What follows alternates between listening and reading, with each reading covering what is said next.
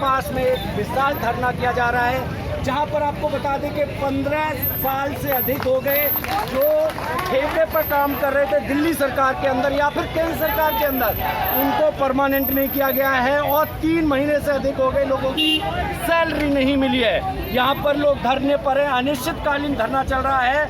और आपको बता दें इन्हीं सभी मुद्दों पर हमारे साथ हैं एडवोकेट, सुप्रीम कोर्ट के वरिष्ठ एडवोकेट भानु प्रताप जी, जिनसे हम बात करेंगे आखिर इतनी सब वजह हैं, सरकार सुनने को नाम क्यों नहीं ले रही सर? सरकार बेशर्मी पर उतरी हुई है, निकम्मापन है सरकार।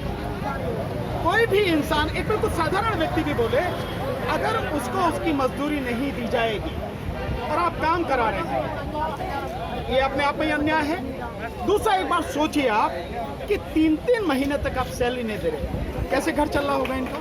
इनकी दिक्कतों का कोई, इसके अलावा कोई इनका कोई जरिया नहीं है। कभी इसके अलावा इनकी कोई बहुत बड़ी फैक्ट्री हो या इनका कोई बहुत बड़ा व्यापार हो, कारोबार हो, दुकान हो, कुछ नहीं है।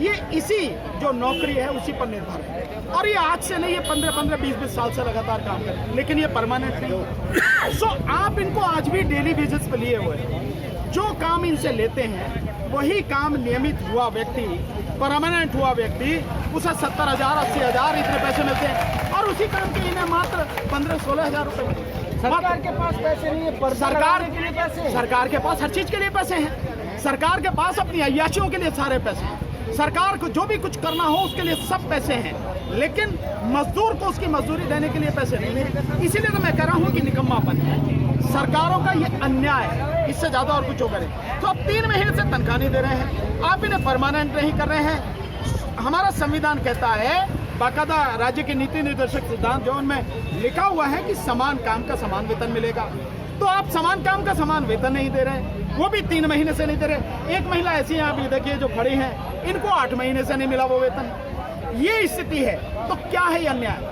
और अब भी इनको पहले ही चेताए जाते हैं, कुछ दिन पहले भी धरना हुआ था लेकिन इनकी समझ में नहीं आई, तो उसी समय कहा गया था भाई हमारी जो तनख्वाह वो दो। इन्होंने कहा कि सब हम देंगे, आपकी तनख्वाह देंगे जल्दी से जल्दी, नहीं दिया तो ये धरना करना पड़ा। दिल्ली जैसे शहर में 15-16 हज़ार रुपए में होता क्या है, और वो भी 3 महीने से आप रोके पड़े हो। कैसे कोई बच्चों को पढ़ाएगा?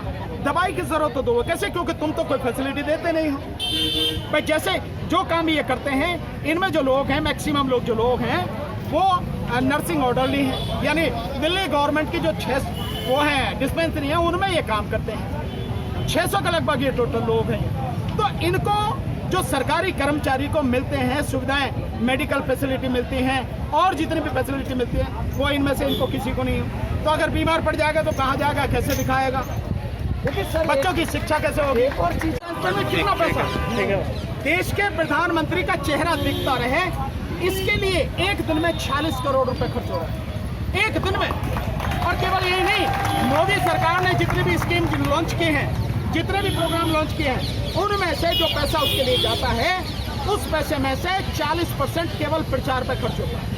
यानी अगर 100 करोड़ का बजट है तो 40 करोड़ केवल प्रचार पे खर्च होता है। तो काम क्या होगा? आप प्रचार के लिए काम कर रहे हैं या काम के लिए काम कर रहे हैं? किस बात के लिए आए आप? तो ये स्थिति सरकार की है।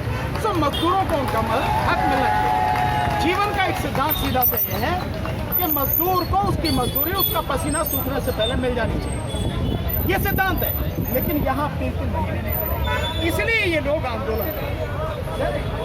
बाबा साहब अम्बेडकर ने लेबर आयोग बनाया था, लेकिन जो चीज़ें हैं आज ये लेबर आयोग नहीं, लेबर आयोग कहाँ, सब भाड़ में भाई। सरकार ने सब कुछ कर दिया, करीब 40-45 के लगभग सारे कानून थे मजदूरों के, ये मोदी सरकार ने आके 4 कोड में कर दिए, और जो उसके सारे हक थे वो सारे खत्म कर दिए। हड़ताल नहीं कर सकते हैं, जो अपने तो उसके लिए मेडिकल उन्हें फैसिलिटी मिलनी चाहिए वो नहीं मिल सकती हैं, वो किसी और चीज़ की मांग करें उनकी सुनी नहीं जाएगी। बल्कि यहाँ तक भी था कि सरकार को चाहिए कि जो फैक्ट्रीज हैं उनमें मजदूरों की भागीदारी हो, बाकायदा उनको शेयर मिले, ये भी व्यवस्था संविधान में। लेकिन सरकार कुछ करने को तैयार नहीं। और तो और जब आप 3 महीने की इनकी तनख्वाह नहीं दे रहे हैं, इससे ज़्यादा बड़ा निकम्मापन हो गया। सर एक और चीज़ है, जब इन सभी मुद्दों पर चर्चा होनी चाहिए तो लोगों का ध्यान भटकाने के लिए और मुद्दों पर चर्चा होती है, चाहे दंगे हो गए जो चल रहा है इस समय देश में। बिल्कुल आप सही करें बात, और ये तो सामने नजर आ रहा है। आप देखिए कि जब से मोदी सरकार घिरी है मणिपुर के मसले पर, देश की सबसे बड़ी अदालत में, सुप्रीम कोर्ट में भी और देश की संसद में भी, और प्रधानमंत्री भाग रहे हैं। तो जब चारों तरफ से जूते पड़ रहे हैं और जब सुप्रीम कोर्ट ने पूरी तरह से एक एक बात पूछ ली और नंगा कर दिया और सारे फैक्ट सामने आ गए, तो क्या कर रही है सरकार? सरकार कर रही है बरेली में जबरदस्ती दंगा करवा रही है। आप देख रहे हैं ना, जबरदस्ती दंगा हो रहा। नूह मेवात में दंगा करा दिया गया, हुआ नहीं हुआ? आपने देखिए कि एक व्यक्ति ट्रेन में, चलती ट्रेन में जो है, इसी बात पे कि हिंदुस्तान में रहना है तो योगी मोदी कहना है, 4 लोगों को मार दिया। एक उसमें ओबीसी मीणा सब इंस्पेक्टर और 3 मुस्लिम समाज के लोग, उनको मार दिया। ये स्थिति है। और इसके अलावा और भी गंभीर स्थिति है, ज्ञानवापी का मसला उठा रहे हैं और ज्ञानवापी के मसले पर संवैधानिक पद पर बैठा हुआ मुख्यमंत्री, वो मुख्यमंत्री ये कह रहा है कि अगर ज्ञानवापी को मस्जिद कहा तो विवाद होगा। अबे वो मस्जिद है ही, ज्ञानवापी मस्जिद है, विवाद की क्या बात है? और वो कह रहा है कि मुसलमान ऐतिहासिक गलती, उस गलती को माने और अपने आप पहल करे वो देने के लिए। मतलब आप देखिए, इसे क्या कहोगे भाई? क्या ये संवैधानिक पद पर बैठे हुए व्यक्ति का वक्तव्य है? ये किसी और की भाषा है वो बोल रहा। और दूसरा इसके साथ साथ में वो एक मंदिर का मटका, एक मठाधीश भी रहा। ऐसा व्यक्ति अगर ये भाषा बोल रहा है तो क्या हो रहा है कि जब चारों तरफ से आप घिर गए मणिपुर के मसले पर, सुप्रीम कोर्ट में आप संसद में, तो आप दंगे कराओ, तो मजदूरों का हौसला देना पड़ेगा सरकार को, तो मतलब हर चीज से भाग जाए, दंगे करा दो। ये साजिश, बिल्कुल साजिश, बिल्कुल साजिश है। आप बताइए कि मणिपुर में 90 दिन हो गए, 200 के लगभग लोग मारे गए वहाँ पर 5000 से ज्यादा जो घर है वो जला दिए गए, 400 से ज्यादा चर्च जला दिए गए। वहाँ पे स्थिति ये है कि 60,000 से ज्यादा लोग कैंपों में रह रहे हैं। और कैंप भी कैसे हैं कि कुकी समाज के जो लोग हैं उनके तो मैक्सिमम कैंप चर्चों में अपने आप वो व्यवस्था करें, सरकार की व्यवस्था नहीं है। सुप्रीम कोर्ट इसलिए तो बताओ लगा रही है 6,500 FIR, 6,500, और उनमें से 200 FIR तो सिर्फ इस बात की है जो महिलाओं के साथ यौन उत्पीड़न किया गया है, नंगा घुमाया गया और उनको बलात्कार किया गया। इसी बात की 200 से ज्यादा FIR। इन स्थिति में अब प्रधानमंत्री चुप है। क्यों चुप हो भाई? तुम्हारी वहाँ राज्य सरकार में भी, राज्य सरकार भी तुम्हारी है, केंद्र सरकार भी तुम्हारी है, तुम्हारी जिम्मेदारी है, और तुम बोल नहीं रहे हो, जवाब दे नहीं रहे हो, सवालों से तुम भाग रहे हो। तो जवाब किस पे देते हैं वो? किसी पे नहीं। जवाब किसी पे नहीं देते। प्रधानमंत्री किसी बात पे जवाब नहीं देते। प्रधानमंत्री पर जबरदस्ती 3 आठ में अकेला क्या?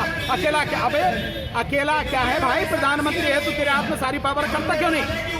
देना जवाब। सुप्रीम कोर्ट में कोई जवाब नहीं, पार्लियामेंट में कोई जवाब नहीं। हरियाणा में भी बीजेपी और देश में भी। आप देखिए उत्तर प्रदेश में इनकी सरकार, केंद्र में इनकी सरकार। उत्तर प्रदेश में दंगा, वहां तो मुख्यमंत्री ही खुद इस बात की पहल करने पर लगा हुआ जब इस तरह की भाषा बोल रहा। आप देखिए मणिपुर में इनकी सरकार, केंद्र में इनकी सरकार, वहां पर दंगा।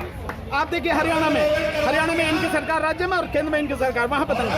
मतलब जहां राज्य में इनकी सरकार है और केंद्र में बैठे वहां दंगे। वजह क्या हो सकती? कोई नहीं, वजह कुछ नहीं है। जो ये मुख्य जो सवाल है मणिपुर वाला सामने, जिस पर पूरी तरह से सरकार घिर चुकी है, इससे ध्यान भटकाने के लिए दंगों को कराया जा रहा है, जानबूझ कर कराया जा रहा है। जैसे छोटे मुद्दे हैं, लोगों के मुद्दे